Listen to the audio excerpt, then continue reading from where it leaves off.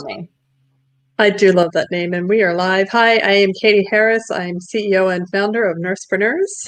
And I'm Jill Weberding. I'm CEO and founder of Nurse Assure.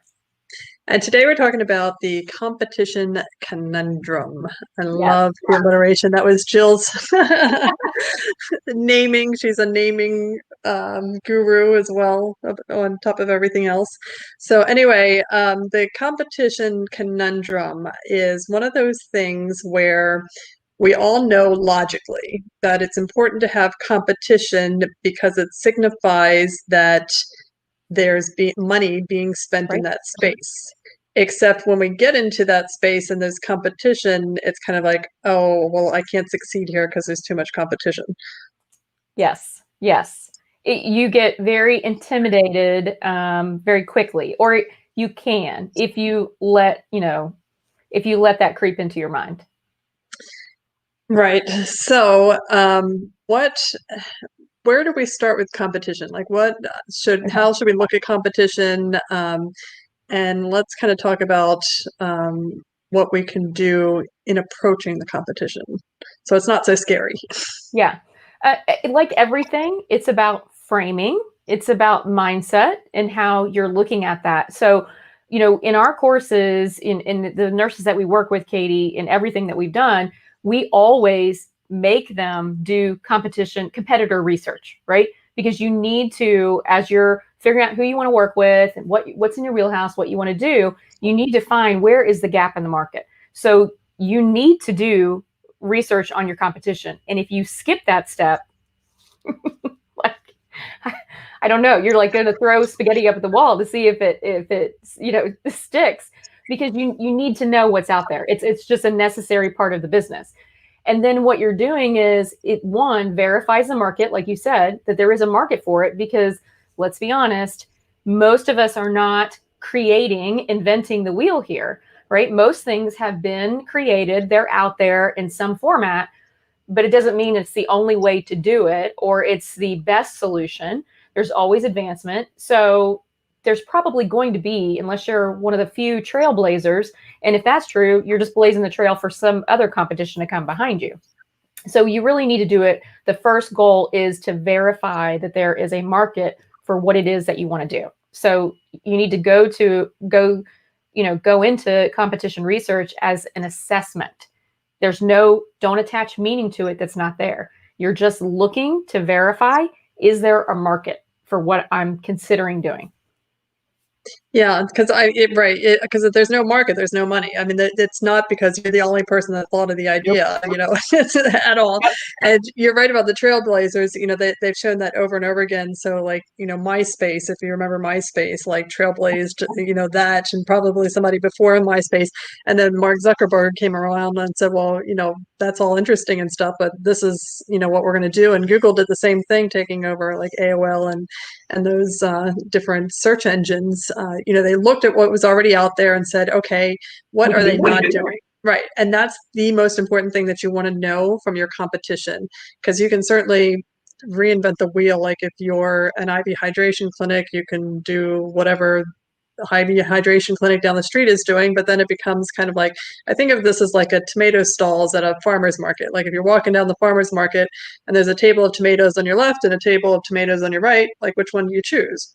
Yeah. Well, it's random. It doesn't matter which one you choose. You just pick whatever.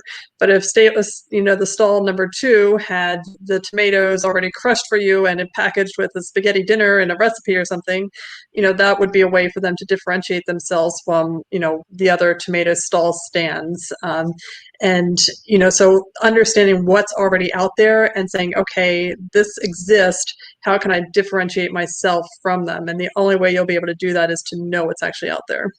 Yes. And look at it. I mean, this is just information gathering. Again, don't attach meaning to it that's not there. You're doing reconnaissance, basically. You're doing market research to figure out what's out there. Look at their packages. How are they bundling their services? That's what you want to know. And then that should, again, brainstorm. You look at what are they doing well? What are they not doing well? Where is the gap? Based on who you want to work with, the gap that still exists. And then you think about your wheelhouse.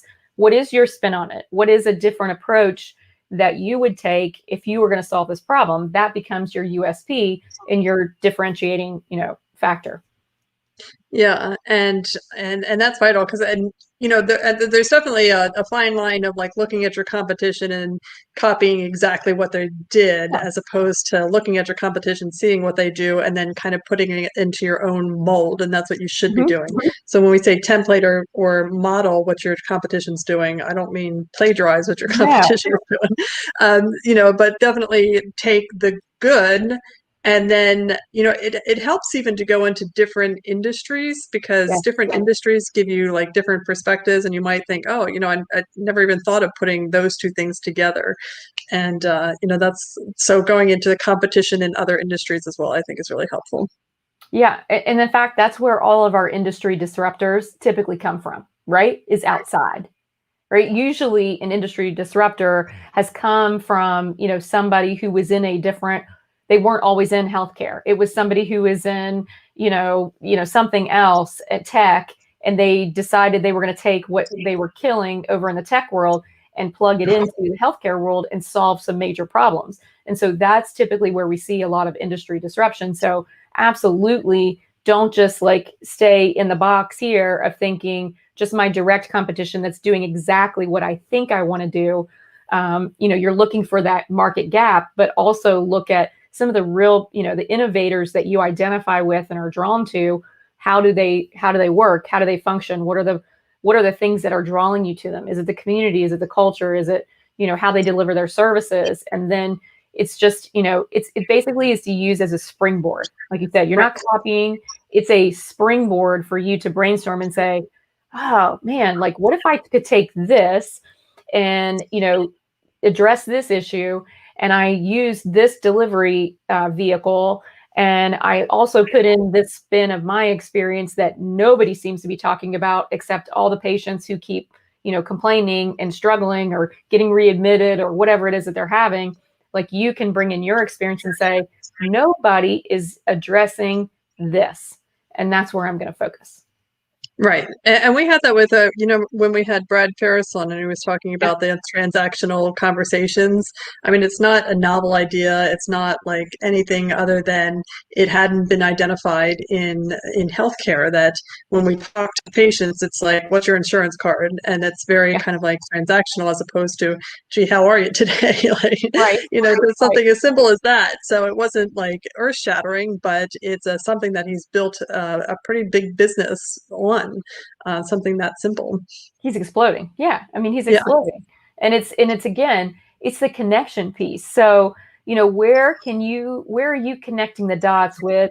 You have this idea in your mind, you see the gap because of your day-to-day job, or maybe it's, that you've personally experienced this issue, or your family members have experienced, so you've been through it, you've seen the other side, you really are intimately understand what the issue is and where the gaps are. And then how can you creatively, like you said, and it might be, adapting something from a different industry in, inserting that into what your solution is going to look like. Yeah.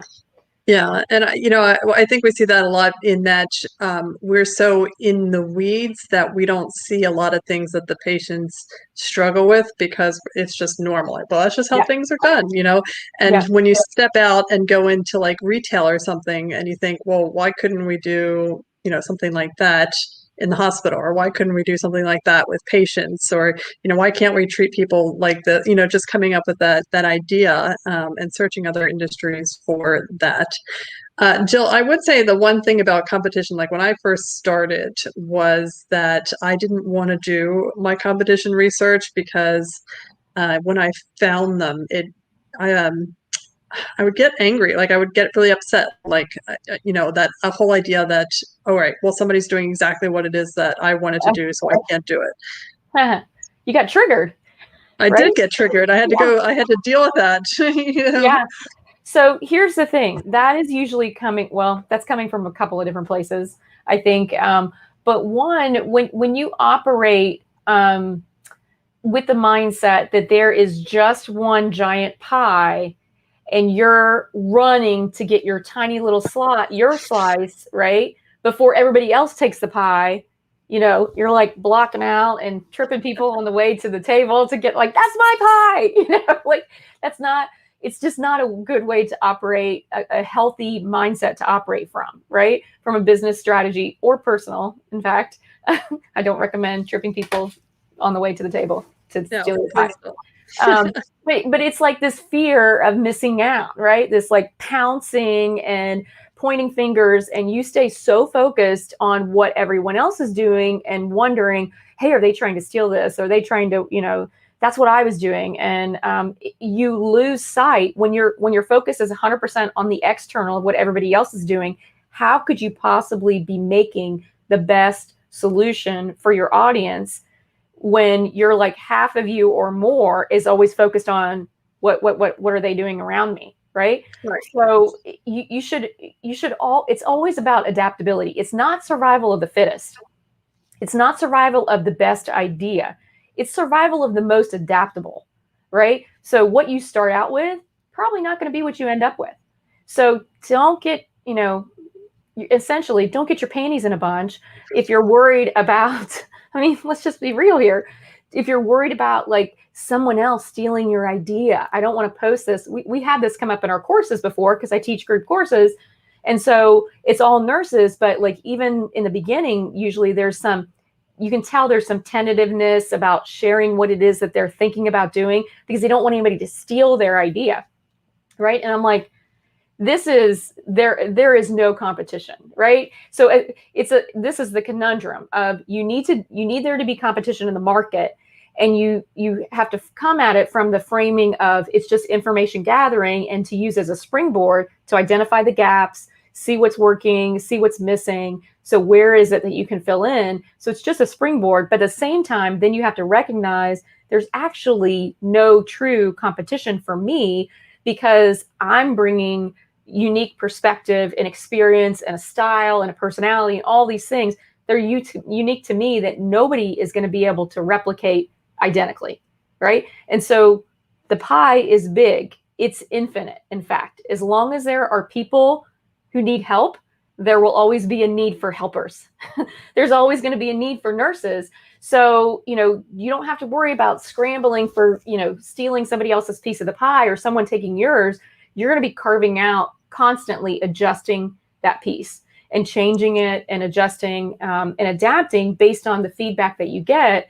And in your creativity, if you stay focused on how can I best serve, how can I best serve, how can I best serve, it's always going to be a fluid solution. So don't get stuck on this was my idea and I'm right here and now people are infringing on it. Probably not. My guess is that idea has been there long before you showed up. Right? And then the question is, again, how can I adapt? How can I change? What can I do differently? How can I approach it in a different way?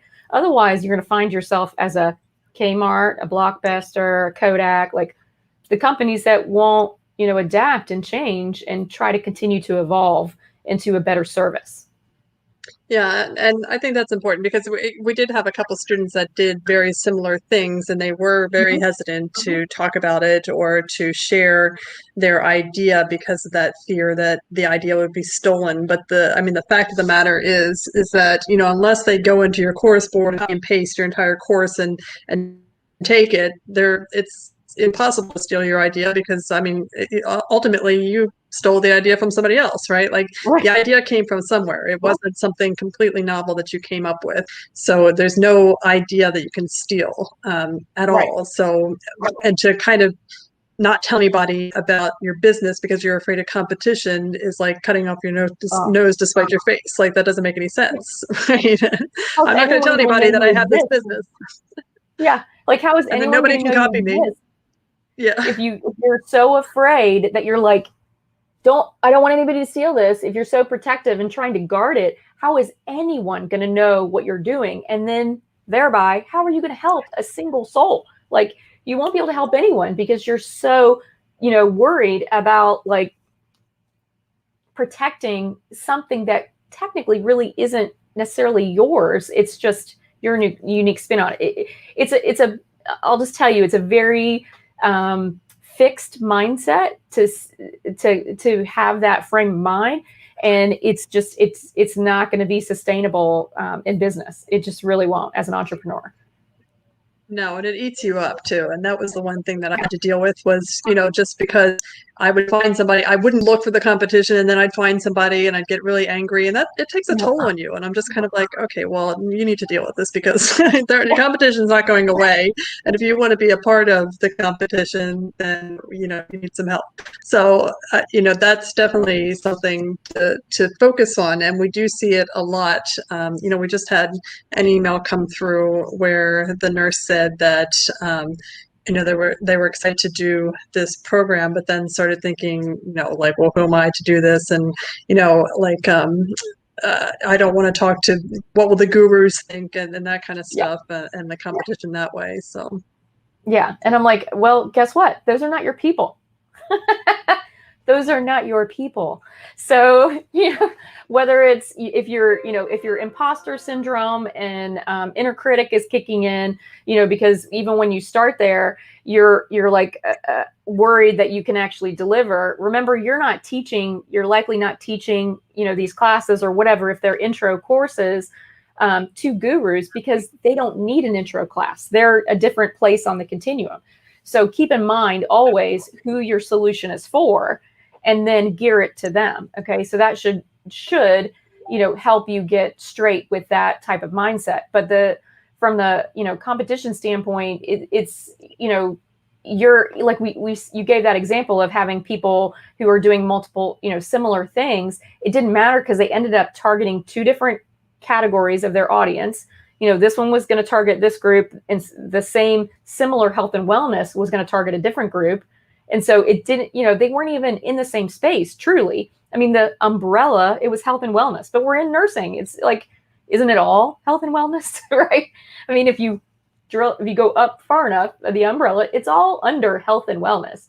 So, you're going to bring that unique spin, your USP, your experience, and people will connect with you. So I could have technically, you and I, Katie, could have the exact same program verbatim, and I'm still going to draw my group and you're going to draw your group. And that's because they're going to connect to us in a different way. Right. Right. So, right. Yeah, and they'll learn from you in a different way. Like, some people might not like my style, people might not like your style, and maybe they can't learn because your style doesn't fit them the right way, or I mean, there's tons of different business coaches out there, and we're all teaching basically the same material, but it's like, how do you like to learn, and who do you want to learn with? That's important. And Diane wrote in here, she said, I copyrighted and trademarked my stuff. Yeah, I mean, like, the copywriting, you can certainly copyright your stuff, and you should have that. It's implied, even if you don't have it officially copyrighted. I mean, you certainly can't copy and paste things off the internet, or take images. Just because you found an image on the internet doesn't mean you can use it in your business. And I don't think you can trademark stuff. I think you can trademark logos and stuff, but I don't know that you can trademark information. But yeah, the copywriting is by default implied, even if it's not 100%, even if you didn't file to have it copyrighted. Yeah. And she said she focuses on staying attached to her mission. That's where, like, just figure it out. What it is your solution, commit to that, carve it out so it's unique to you. And then, like I said, even if I handed it to someone, they're going to deliver it differently than I would. So it's not the same. It's not going to be the same. People are going to gravitate to me who connect with me, and to another coach in their own way. So you don't, that's the thing, is like, you do not have to get so stuck in your competition, where we see this a lot, that nurses get stuck at this point because they're either intimidated, or they just get in that fixed mindset of that's mine. I can't get it out there because I don't want someone to steal it. You got to stay focused and attached to your mission, what you're doing, and always work to, how can I best serve, this group in my own way. Yeah, and I think it helps too when you're looking at the competition. Like, it's like you said, it's very hard to walk into the fitness arena are very hard to walk into health and wellness or nursing for that matter. Like it's too broad of a category. Yeah. And what you can do is look for where the competition stops. So, there's competition for fitness, for women fitness, for busy women fitness, Mm-hmm. mom fitness, wild fitness for like patients with Parkinson's or patients that with strokes or something like that. Like is there a way to kind of combine your expertise with the best practices that are out there in fitness and create something that's novel? And I mean, novel is not the right word because nothing's really novel, but just something that's different that nobody's really doing. And that's where really understanding your competition is important, because you can just keep niching down. And when you get down far enough where there's some competition, but maybe not all that compelling, it makes it easier to start. And then you can grow, and then you can, become the guru of fitness, because you're going to leave a lot of your competition in the dust. Because that's the one thing too that we see, that it's very hard to start at square one, and you see your competition and they're light years ahead of you. But the reality is they're not that far ahead of you, and most of them are going to fall off at that level. So if you can just do the beginning pieces, get to where they are, and if you're persistent and consistent, you'll surpass the majority of people who are going to fall off the face of the earth in business, because they don't have what it takes. Yeah, exactly. They don't have the grit to stay in it, basically. And you were that was a great example. I also do a nurses and oncology group I'm an admin for, and one of the nurses in there has taken her love of fitness and health and wellness and created a course support, like a program, an exercise rehab program for cancer survivors. And it's a huge need. It's a huge need that's really not addressed in a big way. And so she combined her, oncology, her years of oncology nursing, and really understanding, the treatment and the process and all the struggles that patients have, and, this other passion of health and wellness and how to get them build their strength back up and their resilience. And so she's created this program, and it's like, that's a perfect example of how to use your wheelhouse and niche it into an area where health and wellness overall is huge, but this niche is really specific. And, I can't wait to see how that unfolds for her. Yeah, because it doesn't matter, like, and we see this a lot. People will say, they'll see what you do and they'll say, oh, but it's not for somebody like me because somehow I'm special, and diets don't work, or this doesn't work, or exercise doesn't work because I have cancer, because I have Parkinson's, because I have whatever the case may be. So when you get somebody that says, hey, actually, I specialize in Parkinson's, and this is what we can do. It's like you're speaking directly to that person finally, and they don't have kind of that objection of, oh, it won't work for Parkinson's or something. So that's one way to really leverage the competition. And like you had mentioned, competition as your research and your base, and that's so true. And you have to come at it that in that light and that framework, that you're looking at the competition to see what's not being done. And it also gives you that framework of where to even start. Like, you can't offer everything in the world, which is the one thing we all want to do is, I'm going to do med spa, staffing agency, IV hydration, cannabis, and I'm going to roll it all up into one business. I did that. Yeah. I want to do all the things for my specific population, and by wanting to do anything they could ever possibly want. I did nothing, right? I got no traction anywhere because I was trying to do all the things instead of saying, I'm going to focus right here. I'm going to, build this out. I'm going to focus on this. I'm going to get some traction, make some headway, and then I can do the next thing. I can incorporate this aspect also. So yes, I am guilty of starting out that way, of wanting to do all the things. And it's not to say when you pick, okay, when you have to decide, realize that it's not like, you're not going to liquidate if you pick wrong. And it's not that you're committed to this for the rest of your life. You are just picking a focus, right, of where to start. And then you're going to get the feedback and see how it evolves and what you can incorporate next or pivot and shift to. So, Yeah. I see this a lot too, and I've got some people in the course that I'm doing right now that are still struggling of being on the fence of picking, and it's more about like, but what if I choose wrong? I don't want to choose because I might choose wrong, and then what? I'm like, and then you pivot, like take a right turn, Take go something around the else. block. Yeah. It's fine. Like you're not going to like poof, it's totally fine. You just got to pick a focus and start. Yeah, that was the thing too with one of the other students where he was talking about doing all these things, and then he would tell me that he really loved doing this, but then he'd say, "But I'm going to start this business," and I'm like, Why? "Okay, yeah, yeah." But the funny thing is I did the same thing. So when I first started Nursepreneurs, it was a blog, and I thought, okay, well, I'm going to master this, and then I'll do what I really want. And one of the Doesn't make coaches sense. is like, "Well, that's just dumb," and I'm Yeah. I'm and I'm like, like, when I say it out loud, it sounds dumb, yeah, but the yeah. thought process was there. Like that's exactly what I was doing. You felt like you had a strategy, but I never understand it, and I probably, I really focus on this in the beginning of all my courses is getting clear of what you really want. Like, what is it that you really want? What are you passionate about? What do you really love doing, talking about? And that's not just in your nursing professional. It might be that you really love writing. Well, guess what? You can create an entire business as a nurse writer. That's extremely lucrative.